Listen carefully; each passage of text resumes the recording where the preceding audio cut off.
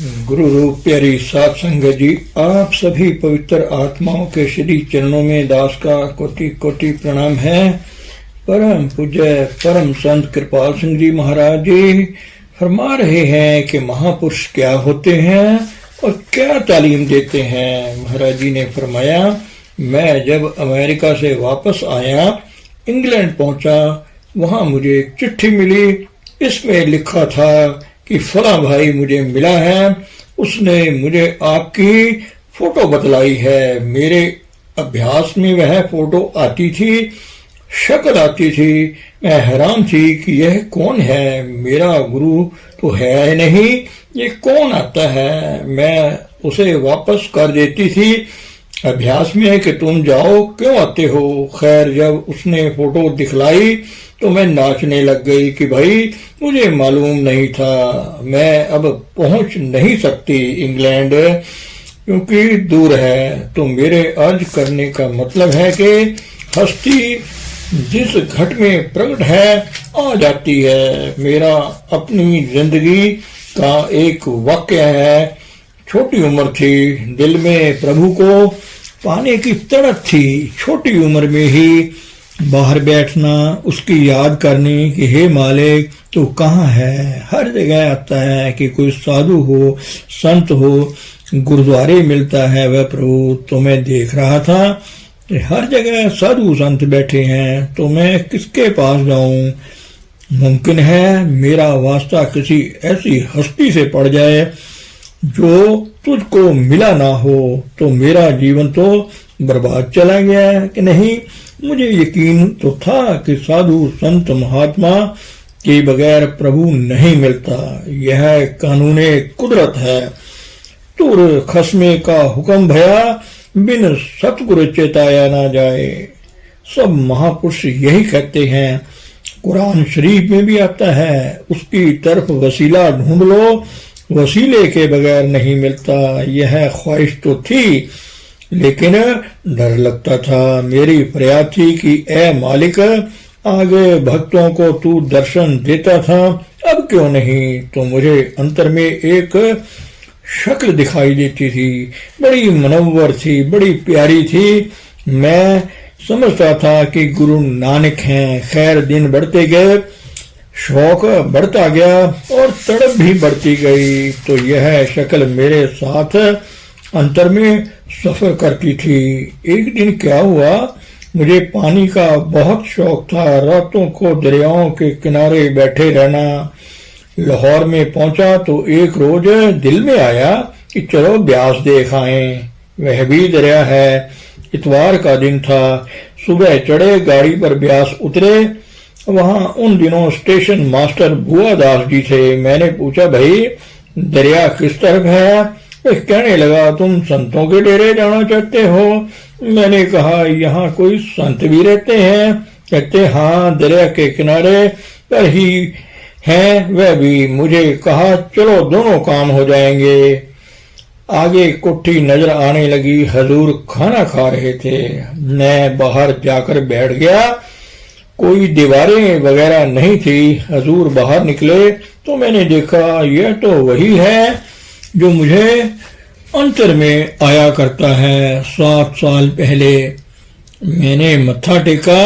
मैंने अर्ज की, हजूर इतनी देर क्यों की। कहने लगे, यह वक्त मुनासिब था। तो मेरे अर्ज करने का मतलब है कि जिसके दिल में तड़प होगी उसे प्रभु मिलेगा। प्रभु इंसान नहीं, इंसानी पोल पर काम करता है। यह परमात्मा की तरफ से होती है, इंसानी नहीं कि तुम प्रेसिडेंट चुन लोगे। तो यह कमीशन है ना।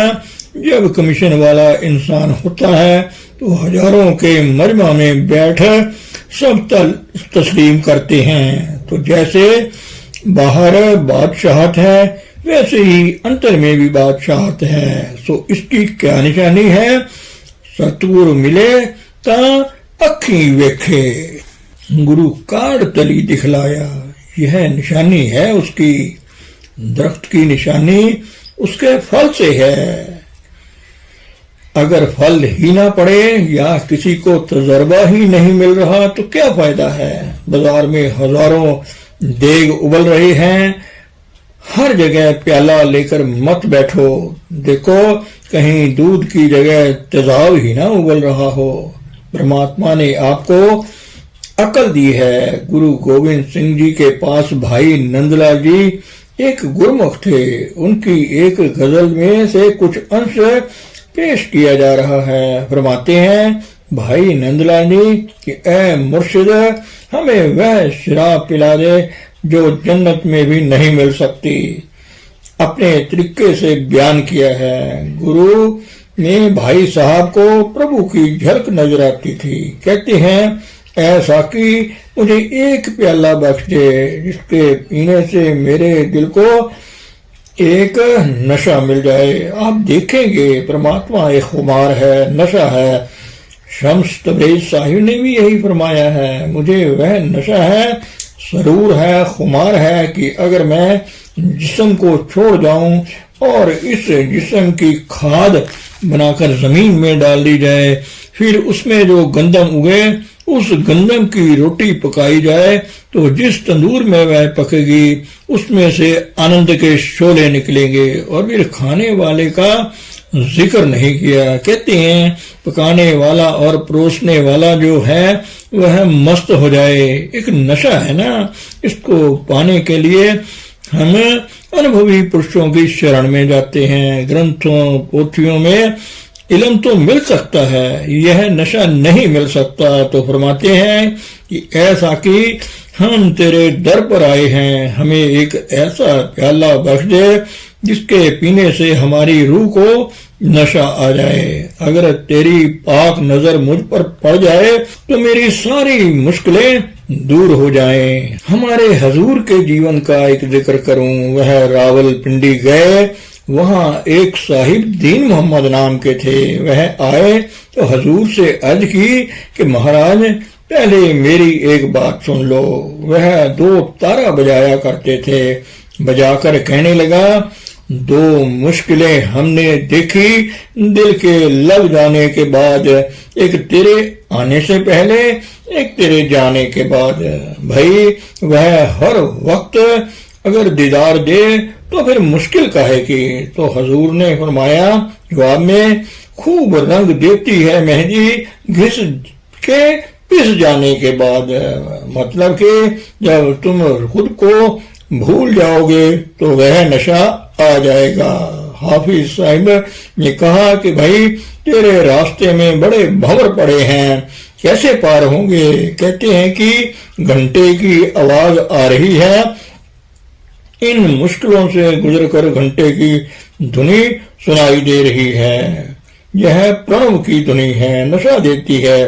भाई यहाँ आ जाओ, घंटा बज रहा है, जल्दी करो, इस तरफ चलो। बच्चा माँ की गोद में है, ऐश कर रहा है, इसको क्या फिक्र है कि क्या गम है। कहते हैं हमें मुर्शिद की गोद में खेलना नसीब है, इसलिए ऐश ही ऐश है। फिर आगे कहते हैं घंटा बजता है, बजने दो, हमें क्या गर्ज, हम तो उसकी गोद में हैं। कहाँ जाना है भाई, जा चुके हैं जहाँ जाना था। जहाँ घंटा बज रहा है वहां पहुंच गए, अब घंटा बजता रहे तो क्या। मुझे एक चिट्ठी आई है मेरे पास, जब अमेरिका से वापस आया तो मिली थी। 1934 के एक वाक़या का हजूर के बारे में जिक्र आता है। वह शिकागो शहर में मुझे मिले। 1934 में मेरे हाथ में फल थे, उन्होंने फल लेकर खाया और साथ टोकरी भी लेकर चल गए। लिखा है कि ये बातें मैंने बड़ी पूछी कि कोई तसल्ली बख्श जवाब नहीं मिला। मैंने उन्हें लिखा कि यह कोई नई बात नहीं, अगर किसी अनुभवी पुरुष की यही निशानी है तो कोई नई बात नहीं, ऐसी बातें रोज होती रहती हैं। मगर माफ करना, सिर्फ वहां जहां दिल में तड़प होगी उसी के लिए। गुरु नानक साहिब थे, लोगों ने उन्हें कुरैया कहा कि लोगों की अकलें बिगाड़ते हैं, कसूर शहर में उन्हें दाखिल नहीं होने दिया। यह उनका काम है जो उन्हें पहचान नहीं सके। नशेबाज को सिर्फ नशेबाज ही पहचानता है, दूसरा नहीं। आप देखोगे दीवारों पर फूल उकरे हुए हों तो कोई बुलबुल आकर चहचहाएगी? यहाँ कभी नहीं। जहाँ रूहानियत की खूबसूरती की झलक हो रही है वहां परवाने जाएंगे। लाइट कहीं भी हो, चाहे रविदास के घर हो या कबीर के घर में हो, नामदेव के हो या तुलसी साहिब ब्राह्मण हो, कहीं भी हो, मोहब्बत से पार हो जाओ। बस दिल से दिल को राह बनाने का सवाल है। कहते हैं यार ने मेरी इंद्रियों पर कब्जा पा लिया है और नाम तो बेशक मेरा रह गया है, मगर अब वह ही है, मैं नहीं हूँ, वह है। यही गुरु भक्ति का राज है। हरि सच्चा जो है वह गुरु भक्ति से ही मिलता है। अब कहते हैं कि तू बेहुदा क्यों जंगलों बियाबानों में मारा फिर रहा है? इसको तुमने पाना है, वह तुम्हारी आंखों के पीछे बस रहा है। जिसको मिला है अंतर में मिला है कि ना बाहर तो नहीं मिला। घर बाहर छोड़ा जिन्होंने जंगलों की राह ली, वहां भी जाकर एकांत में बैठे अंतर में जो चीज जहां है वहां ही मिलेगी। जंगलों में भी मिला तो अंतर में ही मिला। सिर्फ बाहर फैलाव से सूरत को हटाना है। हकीकत तुम में आगे ही मौजूद है, वह पैदा नहीं करनी, वह तुमसे जुदा नहीं है। फिर क्यों घर बार छोड़ता है? क्या जरूरत है तुझे? जिसको तू तलाश करता है वह तेरी आंखों के पीछे है। अगर तुम्हारी वह देखने वाली आंख बन जाए तो तुम्हारे अंतर उसका नूर भर जाएगा। तुलसी साहिब भी यही फरमाते हैं, पुतली में तिल है, तिल में भरा राजे कुल का, कुल इस पर्दाए स्याह के जरा पा देखना। इन आंखों के पीछे राज भरा पड़ा है, वह नूर ही नूर है। अपनी आंखों से प्रभु को देखना चाहिए और अपने कानों से उसका कलाम सुनना चाहिए। कहते हैं आंखें बंद करो, अंधेरा है, इस अंधेरे के पार चलो, उसका जमाल नजर आएगा। कहते हैं उसको कौन जानेगा? आत्मा उसका अनुभव करेगी। महात्मा तुम्हें देखने वाले बना देते हैं। फिर कहते हैं कि वह भक्ति भाव से मिलता है, वरना वह किसी के बाप का मोल लिया हुआ नहीं है। यहाँ बाहरी आडंबरों का सवाल नहीं। भगवान राम जब जंगलों में वनवास को गए, बड़े बड़े योगी वहां थे, सबको अपनी बड़ाई पर मान था कि भगवान हमारे आएंगे। वहां पर शिबरी भीलनी भी थी, वह रास्ता साफ करती थी कि भगवान आएंगे, कहीं पांव में कांटा न लग जाए। भाव का सवाल है। जंगलों में और क्या होता है? बेर भी होते हैं, चख कर बेर जो मीठे होते रखती जाती कि भगवान के लिए हैं। यह नहीं कहती कि मैं झूठे कर रही हूँ। भगवान आए, भिलनी शबरी के यहाँ क्या खाया झूठे बेर। प्रेम में नियम कहाँ रह जाता है? धन सतगुरु, धन गुरु रूप हरि साध संगत जी।